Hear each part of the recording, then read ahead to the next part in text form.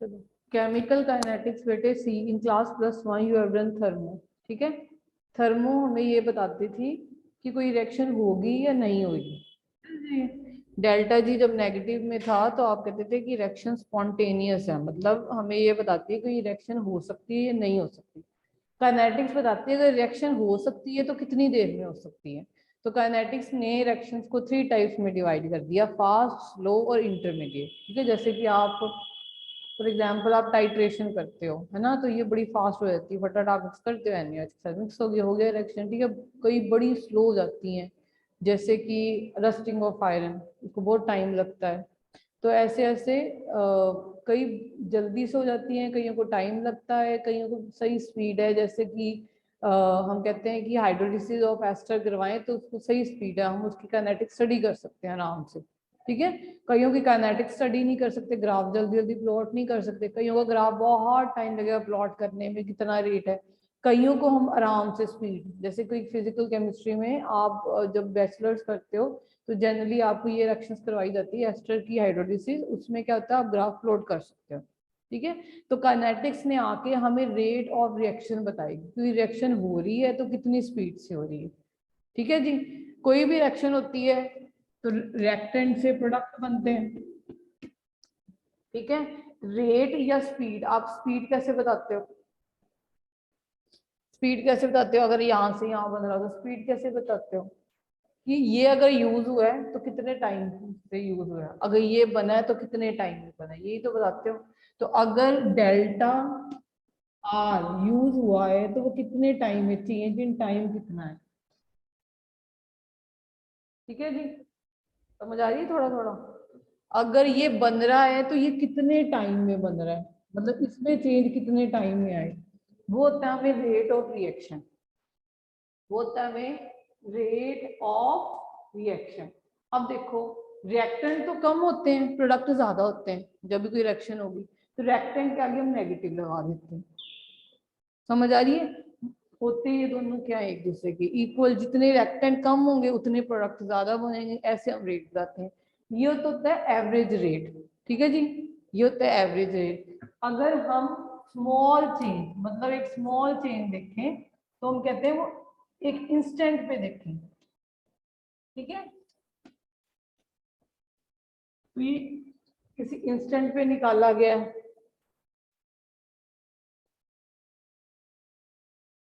Okay, तो हम इसको डी से चेंज कर देते हैं। ठीक है, ये डी से, तो रेक्टेंट का जो है वो कॉन्सेंट्रेशन डिक्रीज होती है, प्रोडक्ट की कॉन्सेंट्रेशन बढ़ती है। रेट क्या है, जैसे आप स्पीड कैसे निकालते हो कि कितनी आप किसी की वेलोसिटी स्पीड ओवर टाइम है तो कितना रेट है ना, तो रेट का मतलब कितनी चेंज आ रही है विद रिस्पेक्ट टू टाइम। ठीक है, तो रेक्टेंट में कम होगा विद रिस्पेक्ट टू टाइम तो आगे नेगेटिव लगा दोगे, प्रोडक्ट प्रोडक्ट में ज्यादा होगा तो यहाँ पे आप पॉजिटिव लगा दोगे। ये देखो आप ऐसे में। ठीक है, अब इसके फैक्टर्स कौन कौन से हैं देखो, ऑब्वियसली नेचर के ऊपर डिपेंड करेंगे। अब रस्टिंग में आयरन की रस्ट हो रही है, टाइट्रेशन में आयनिक रिएक्शन हो रही है, तो नेचर ऑफ रिएक्टेंट के ऊपर डिपेंड करेगा, टेम्परेचर के ऊपर डिपेंड करेगा, क्योंकि टेम्परेचर बढ़ाओगे तो हमें पता है रेट बढ़ेगा। सरफेस एरिया पे डिपेंड करेगा, हमें पता है जितनी सब्जी जल्दी बनती है जो आप काट के पाने हैं। ठीक है, when we cut in the pieces, अगर गोभी बनानी हो तो भी जितनी बारीक करोगे जल्दी बन जाएगी, जितनी मोटी डालोगे उतना टाइम लगेगा। तो ये होता है सरफेस एरिया, जितना आप सरफेस एरिया बढ़ा दोगे उतनी रिएक्शंस का रेट बढ़ जाता है, जितना सरफेस एरिया कम करोगे तो रेट ऑफ रिएक्शन क्या हो जाएगा, कम हो जाएगा। ठीक है, फिर उसके बाद कैटलिस्ट, कैटलिस्ट दोनों को अफेक्ट करता है जी।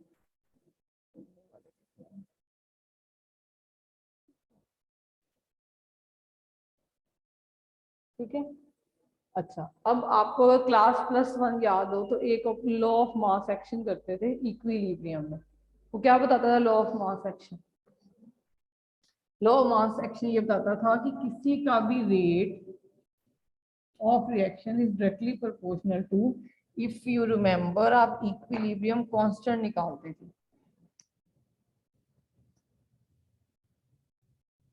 जैसे कि A plus B, B given you C, C और डी।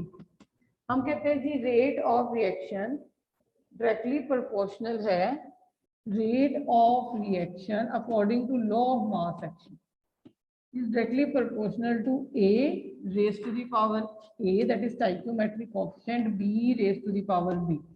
ये according to rate of mass action, law of mass action. ठीक है जी, इसको रिमूव करके हम यहाँ पे कांस्टेंट ले आते थे K. ये रेट ऑफ फॉरवर्ड रिएक्शन है, वैसे आप रेट ऑफ बैकवर्ड निकालते थे, फिर उससे आप KC निकालते थे, अगर याद करो आप। तो हम ये कहते हैं कि रेट ऑफ रिएक्शन किसके इक्वल है? ए क्या है? कॉन्सेंट्रेशन ऑफ ए जो भी गिवन होगी उसका raise to the power A. B क्या है? कॉन्सेंट्रेशन ऑफ बी, उसकी raise to the power B. ठीक है जी। तो हमने ये देखा कि जब हम, ये तो थ्योरेटिकल है, जब हम एक्सपेरिमेंट करना शुरू किया तो हमने ये देखा कि हमारा रेट किसके इक्वल आए ये जरूरी नहीं है। इसका जो स्टाइकियोमेट्रिक कोफिशिएंट है वो चेंज हो सकता है कि कोई रिएक्शन रिएक्टेंट के ऊपर डिपेंड ही ना करे।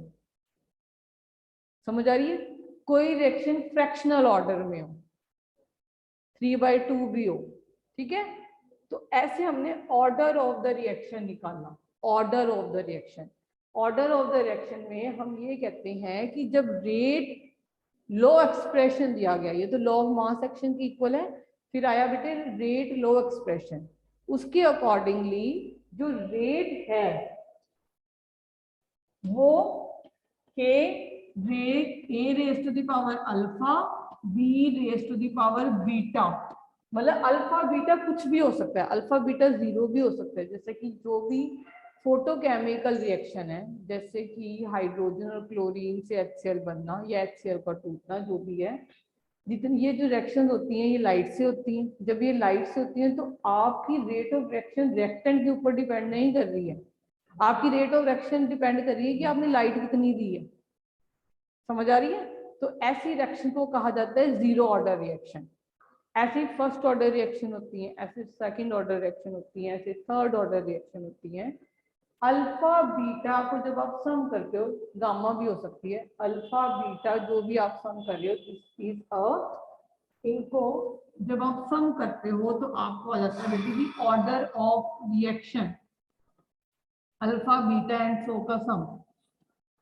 ठीक है, अब अल्फा बीटा 0 भी हो सकता है, इसको कहते हैं जीरो ऑर्डर रिएक्शन भी हो सकता है। ठीक है जी, ओके। हाँ जी, ऑनलाइन वाले, ठीक है। अब के, ये जो के है वो रेट के इक्वल कब होगा? जब ये 1 हो जाएंगे।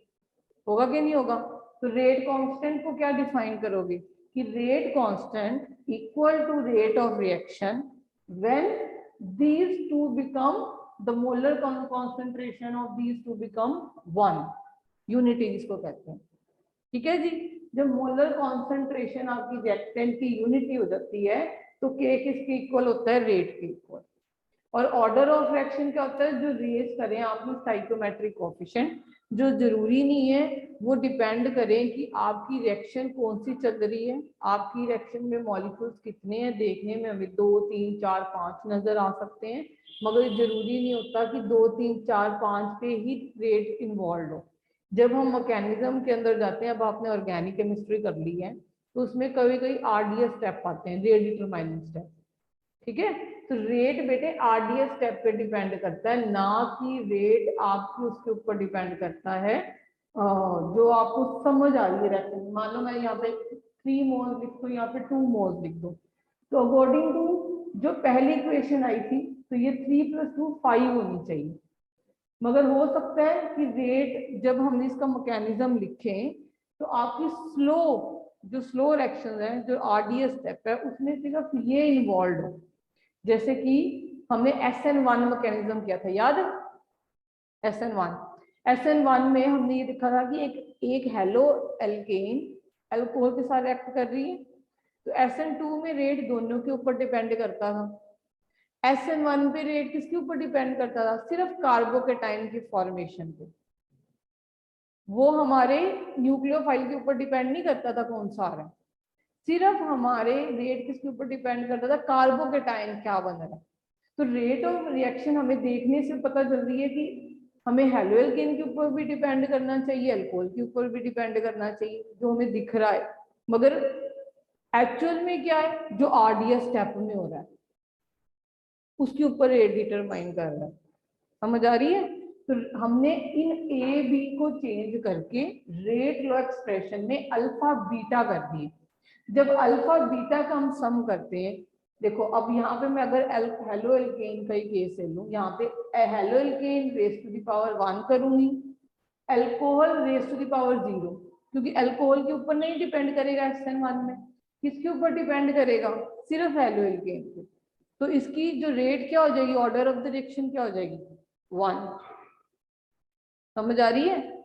ऑर्डर ऑफ द रिएक्शन किसकी सम है, सम ऑफ द कॉन्सेंट्रेशन, जो टर्म्स हमने रेज करी है, जो एक्चुअली रेट लॉ एक्सप्रेशन में।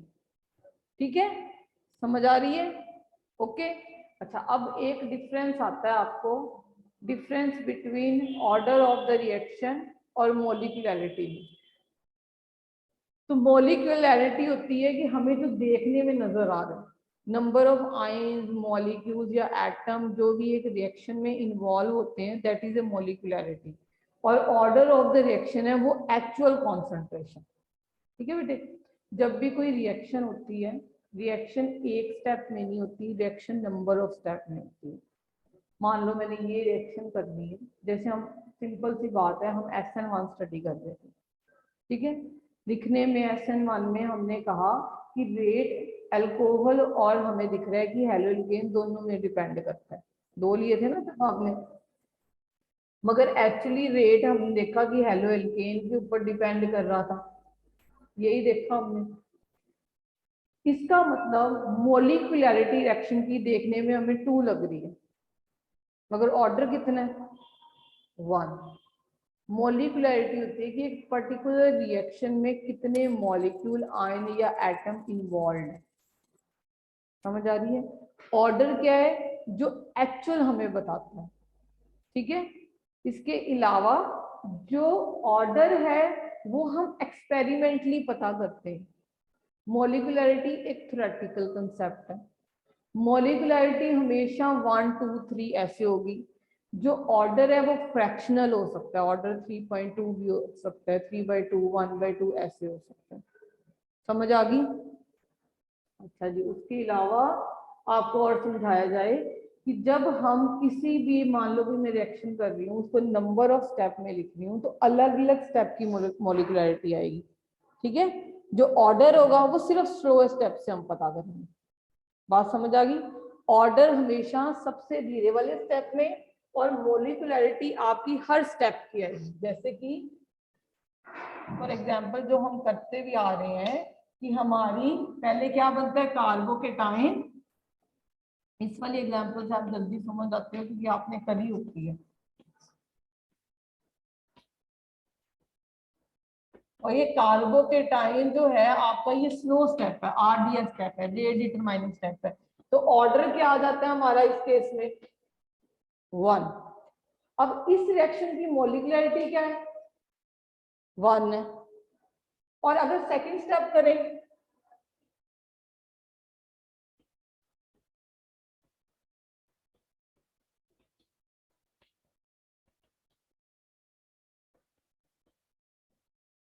तो इसकी कितनी है, 2। समझ आ रही है? मोलिकुलरिटी इंडिविजुअल स्टेप की होती है, ऑर्डर किसका होता है, रेट डिटरमाइनिंग स्टेप का।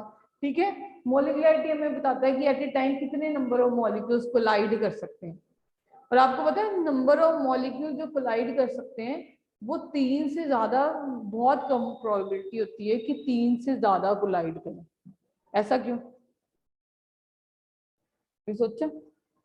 बेटे ज्यादा कोलाइड नहीं कर सकते, वाई, बिकॉज अगर ज्यादा, एक ओरिएंटेशन फैक्टर होता है कि एक चीज मतलब आपके पास में इतनी आ सकते हैं।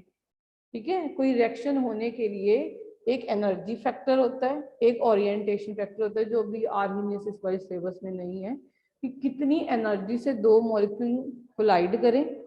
और जब वो कोलाइड कर रहे हैं तो वो उनकी ओरिएंटेशन कैसे हो, जैसे कि अगर हमने किसी लॉक में चाबी घुसानी है, ठीक है, तो चाबी की डायरेक्शन ही हम उल्टी कर देंगे तो चाबी नहीं जाएगी, ठीक है। या कोई बच्चे को बोलेंगे कि छोटे बच्चे, उसके पास इतनी एनर्जी नहीं है कि वो इतना ले जाए, तो that is energy factor.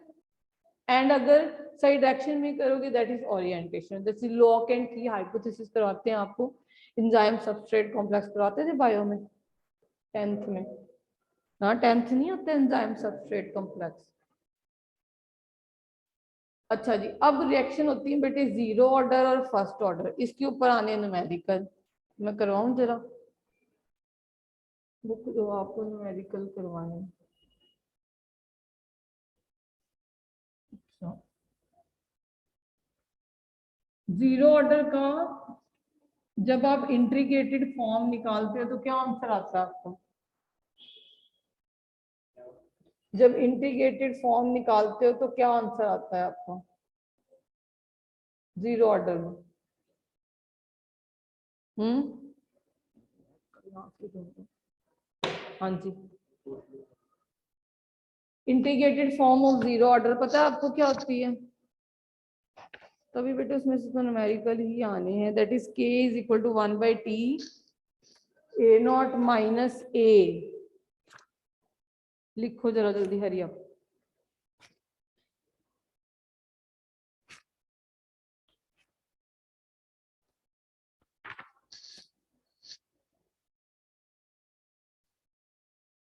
Write down the integrated form of zero order k is equal to 1/t a naught minus a। इसकी डेरिवेशन भी आपको करवाई हुई है, ये आपने करनी है डेरिवेशन, सीधा सीधा 3 मार्क्स की पूछी जाती है, ठीक है। और फर्स्ट का, जो फर्स्ट का अगर के निकालना हो फर्स्ट ऑर्डर का, that is 2.303t upon t log initial concentration that is a naught over a। इसको ऐसे भी लिख सकते हो,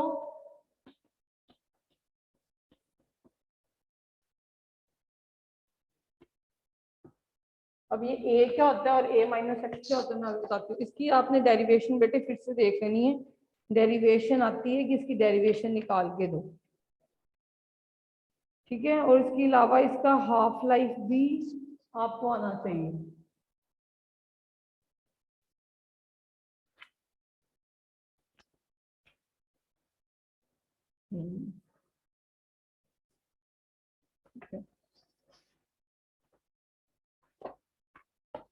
ओके, टी हाफ भी आना चाहिए, राइट डाउन ये भी लिख लो 0.693।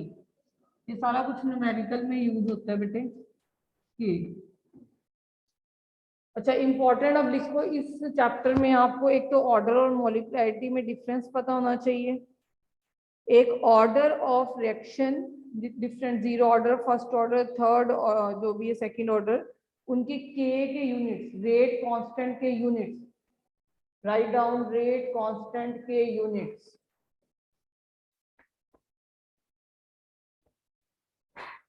ठीक है जी। रेट कांस्टेंट के यूनिट पता होने चाहिए आपको। आपको derivation of zero and first order, zero और फर्स्ट ऑर्डर की इंटीग्रेटेड फॉर्म ऑफ इक्वेशन की डेरिवेशन पता होना चाहिए। आपको एक ये पता होना चाहिए, एक आपको ये पता होना चाहिए k is equal to 2.303t log, ये बेटे कॉन्सेंट्रेशन की टर्म में, ये जो टर्म में है ये आपके अगर प्रेशर गिवन, प्रेशर का टर्म गिवन हो,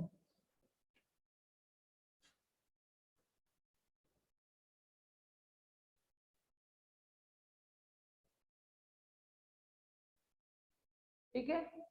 कभी कभी रेफरेंट जो है बेटे प्रेशर की टर्म्स में गिवन होते हैं, तो आपने प्रेशर की टर्म में ये देखने, ठीक है जी। ये टी हाफ है, दैट इज T50। अगर T75 आ जाए, कभी कभी T75 आता है तो आपने डायरेक्टली कर देना T50 निकाल के, तो 2 इंटू T50, ट्रिक्स होते हैं इस चैप्टर में।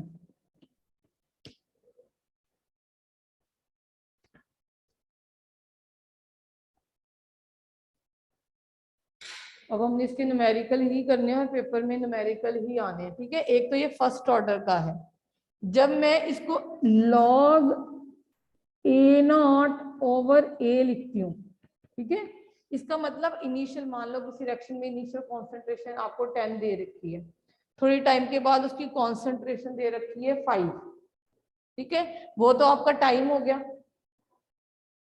आपकी कितनी हुई 5 और 10 इनिशियल है, और यहाँ पे आप 5 लिखोगे। कभी कभी ये ऐसे बोलते हैं कि इनिशियल 10 है, यूज 2 होगी। न्यूमेरिकल में आपने ध्यान से ये देखना है, इनिशियल 10 है बेटे, यूज 2 होगी, तो ऊपर आप इनिशियल क्या रखोगे 10, और यहाँ पे 10-2 करोगे। समझ आई?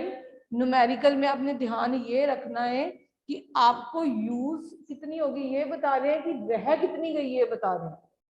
अगर रह कितनी गई तो आप A0/A लिखोगे कि इनिशियल कितनी है और हमारी फाइनल कॉन्सेंट्रेशन कितनी आई है, ठीक है जी। और अगर आए कि इतनी इनिशियल थी, उसमें से इतनी यूज होगी, तो 10-2, समझ आ गई इतनी बात। ये इक्वेशन अगर आपको लिखा होगी फर्स्ट ऑर्डर रिएक्शन के लिए। अच्छा, फर्स्ट ऑर्डर रिएक्शन के यूनिट्स नहीं होते हैं,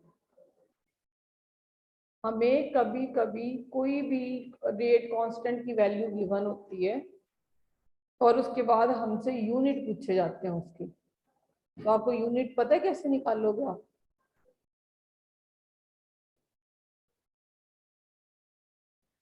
टाइम के ऊपर डिपेंड करते हैं, ये भी समझो। अच्छा, एक और लिख लो पहले, अगर T 99.9% आ जाए तो वो होता है बेटे 10 मल्टीप्लाई बाई T50, ये भी समझो। 10 multiply by T50%, that is T12, ठीक है। ये सारी चीजें न्यूमेरिकल में यूज होंगे, ओके जी। इसके अलावा चलो वो मैं साथ साथ ही करवाऊंगी आपको। एक होती है एस्टर की हाइड्रोलिसिस। अब ये समझ लो, देखो देखो, रेट इज इक्वल टू के A⁻⁴ ये फर्स्ट ऑर्डर के लिए यही होगा ना, कि नहीं होगा? फर्स्ट ऑर्डर का मतलब क्या है कि जब स्टाइकियोमेट्री की वैल्यू क्या है 1 है। समझ आई? अब रेट क्या था? रेट हमने निकाला था डिक्रीज या increase in concentration of reactant over time taken, मतलब चेंज इन टाइम। ये भी बात समझ ही लो, ठीक है। अब अगर हम रिएक्टेंट की बात करें तो रिएक्टेंट क्या होते हैं? मोल पर लीटर। अगर टाइम की बात कर रही हूं मैं तो सेकंड हो गया। समझ आ रही है? मतलब इसके यूनिट क्या है रेट के? मोल पर लीटर ओवर टाइम। अब मैंने के यूनिट निकालने हैं, जीरो फर्स्ट ऑर्डर।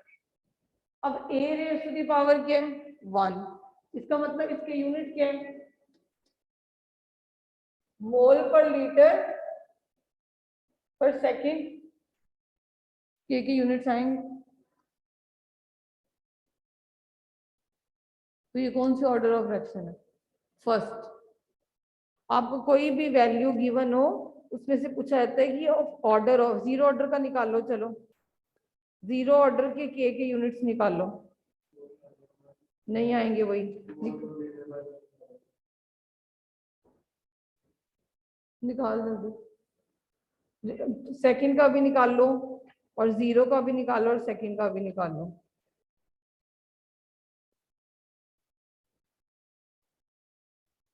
बढ़िया।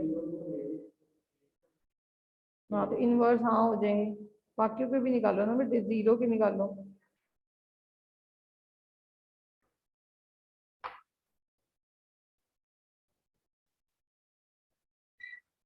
अच्छा, जीरो इधर सेकंड क्यों लोगे, इधर सेकंड लोगे आप?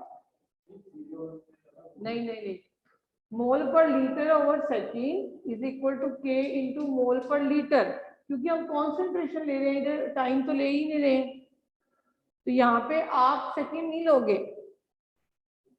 समझ आ गई? अब यूनिट आएंगे सेकंड इनवर्स, सेकंड इनवर्स आएगा।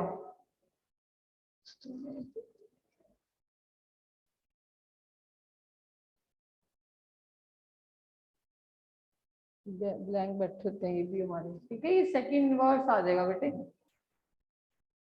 समझ आई? अब निकालो आप जीरो ऑर्डर के।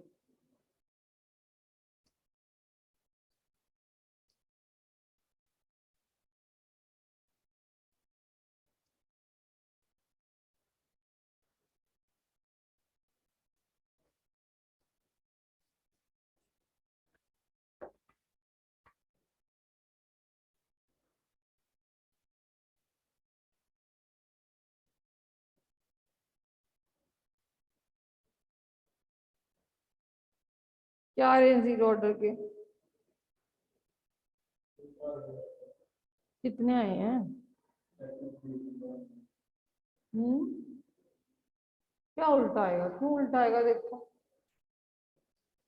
अगर जीरो ऑर्डर में ये तो है ही नहीं है तो यही आगे।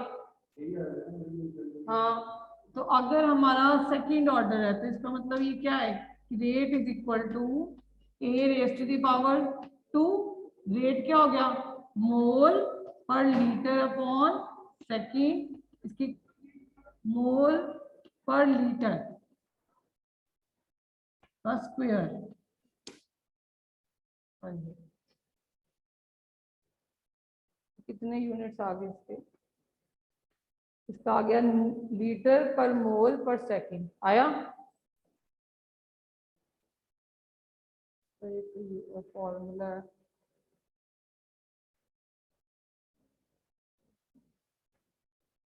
इसका बेटे फॉर्मूला भी है, लीटर पर मोल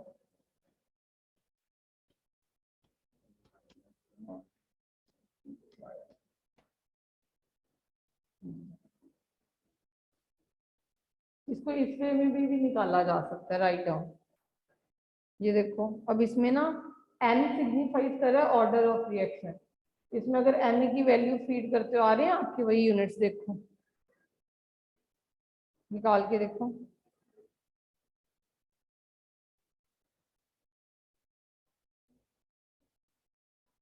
आ रहे हैं? तो ये ट्रिक होती है जिससे हम निकाल सकते हैं।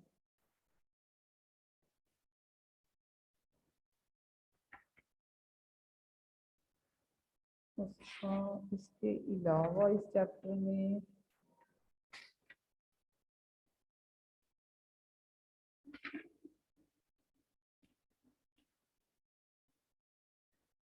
निकालो पहले आप यूनिट्स।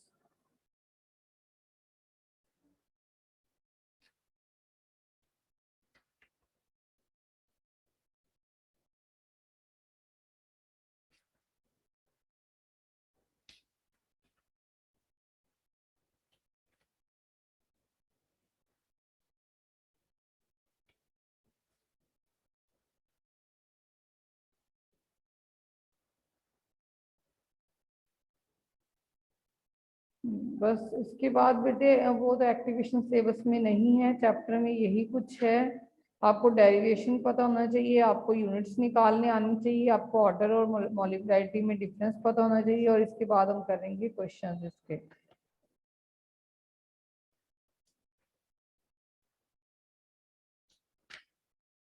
क्वेश्चंस करोगे तभी आपको इस चैप्टर की ज्यादा क्लैरिटी रहेगी। टाइम कितना रह गया? 2 मिनट्स रह गए। निकल गए यूनिट्स आपके? चलो अब एक आधा क्वेश्चन देख लेते हैं हम, इजी वाला पहले, कि आपको देखें कितना आया है।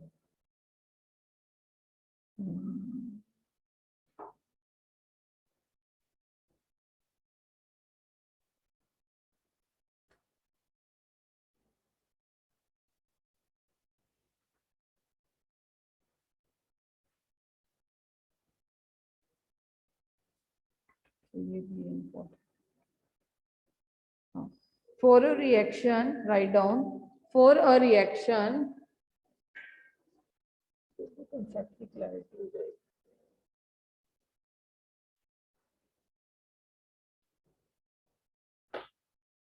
For NH3 plus 7O2 give 4NO2 plus 6 water.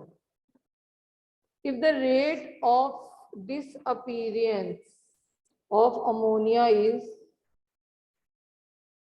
rate of disappearance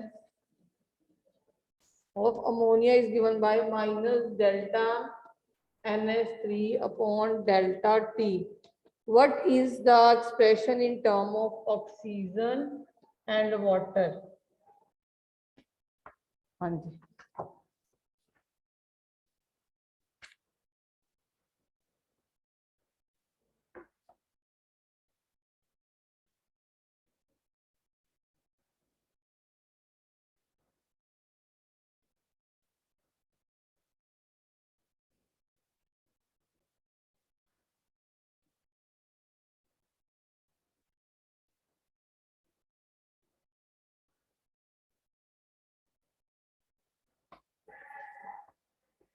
इसको बेटे ऐसे देखो, ये एक कंसेप्ट और समझो इसमें। जैसे इस टर्म में हमने एक्सप्रेशन बताना ना, देखो पहले समझो इसको। ये अमोनिया की टर्म में बताना है, तो rate of disappearance of ammonia हमने क्या बोला था, माइनस DNH3 ओवर DT, ये बोलते हैं ना, ये कम हुआ। मगर ये जो चीज लिखी है इसको 1/4 करते हैं, समझ आ रही है? वैसे ये है, ये क्या is equal to minus 1/7 D oxygen upon DT, समझ आ रही है? ये कितने हैं, 4। तो ये इक्वल, यहाँ पे पॉजिटिव नेगेटिव नहीं आएगा, 1/4 DNO2 over DT is equal to D6D water upon DT, समझ आ रही है? जब भी आपको एक्सप्रेशन लिखना आ जाए तो जो स्टाइकियोमेट्रिक कोएफिशिएंट है वो डिवाइड हो जाते हैं आगे, और तब ये सब इक्वल हो जाते हैं। अब हमें एक्सप्रेशन ये दिया हुआ है, ये दिया हुआ है ना, इसका मतलब इसके आगे 1/4 नहीं है, इसके आगे क्या है, सिर्फ 1, समझ आ गई?